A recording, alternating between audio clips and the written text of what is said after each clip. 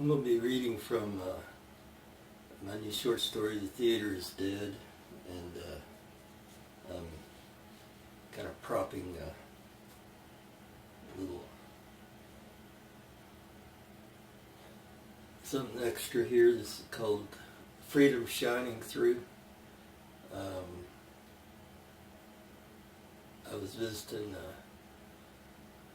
a very special friend who had been arrested and was waiting arraignment, and you know, you go in, you talk on the telephone to the TV screen nowadays, and you know, I explained to her that I'd finished this painting and I couldn't come up with the title, and she gave me the title, so kind of like my little. So, The Theater is Dead. I struggled to function as I listened to the chatter about the table like it was all a distant mumbling, as I was embarrassed to be at the big table for a family gathering.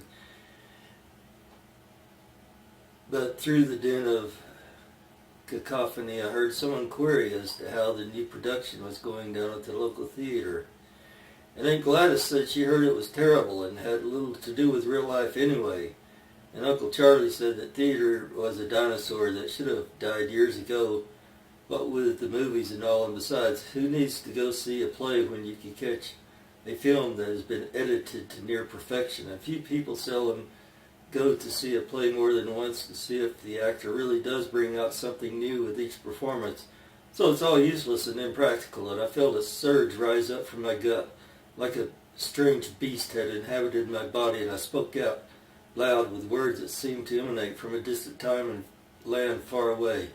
As the chatter died around the table and the room was enveloped in silence, but for my voice as I spoke in a most direct and profound manner that startled even me, as though making a rebuttal in my own defense, from front right stage, as I declared that this was the first time any of my play scripts had been accepted and produced by a theater company.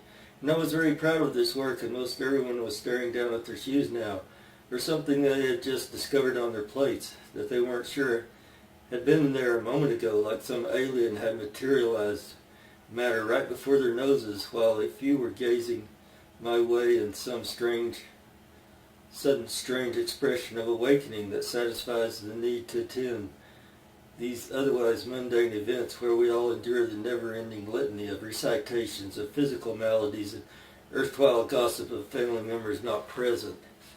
And feeling a squeeze on my right hand from grandmother, I continued on in the sudden silence, explaining how I know I'm the queer one that everyone wishes wasn't sitting at the big table, to remind them that not everyone grows up to get an education, get a job, get married, and start a family with 2.2 kids, but life hasn't been so kind to those that are following the special mold either, and I'm really happy for Cousin Lily and her new fiancé, nodding to the glowing couple across the way. And I wish the best for them in their engagement, but I'm grateful that I found an outlet for my perspective on life through the theater. And yes, I've snuck into the movie theater and watched the same film every day it was playing. And I've worked backstage and watched every performance of a production, and it is different every time. It isn't about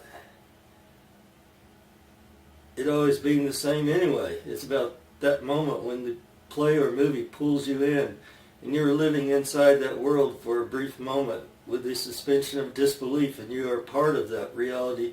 So no one really compares the differences or mistakes or new expressions of an actor any more than someone would compare two baseball games in the same manner, because after all, baseball is a well-scripted drama in its own manner. So what matters is how the actor is able to bring us in close and drop the mask for a brief instant and let us see behind the facade and know the real person behind all the drama. And that's what makes the theater a timeless ritual of truth that can never be replaced with light and darkness projected on a screen, because humans have always needed that connection between the audience and stage as part of our own human development. And from the other end of the table, I heard Cousin Lucinda ask what the play was about, because she enjoyed watching it, but it didn't really sink in what the point to it all was. And I felt grandmother giving me a reassuring squeeze again.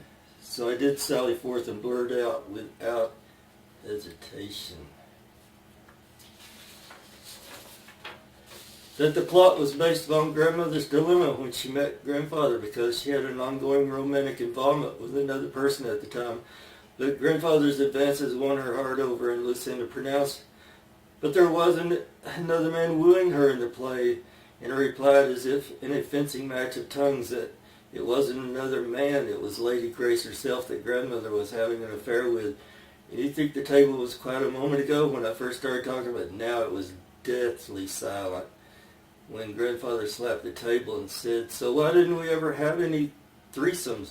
And the table roared with laughter, and Cousin Lily's man spoke out for the first time and asked if he could have access and permission to use the various drafts of the play script as a basis for his thesis, for he had been searching for a topic, and this was perfect for him, as his dream is to become an English professor and carry the passion for writing and literature, and especially focus on playwrights.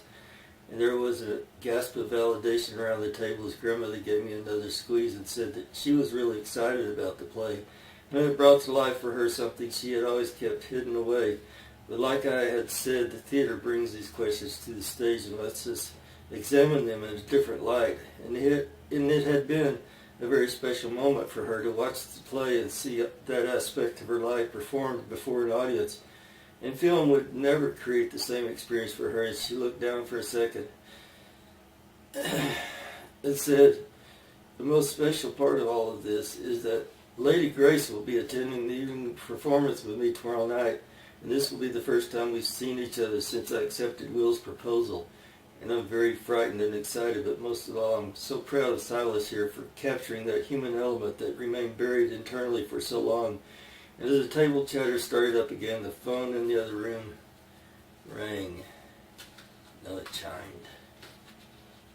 The telephone chimed. And grandmother left for a moment and then returned with the strangest expression. As she sat down, everyone stopped talking and looked to see what the concern was. And she said that was Lady Grace's brother, who called to inform me that our theater engagement would need to be postponed, canceled. And if you were admitted before she continued, Lady Grace passed away this morning, and it was I who squeezed her hand.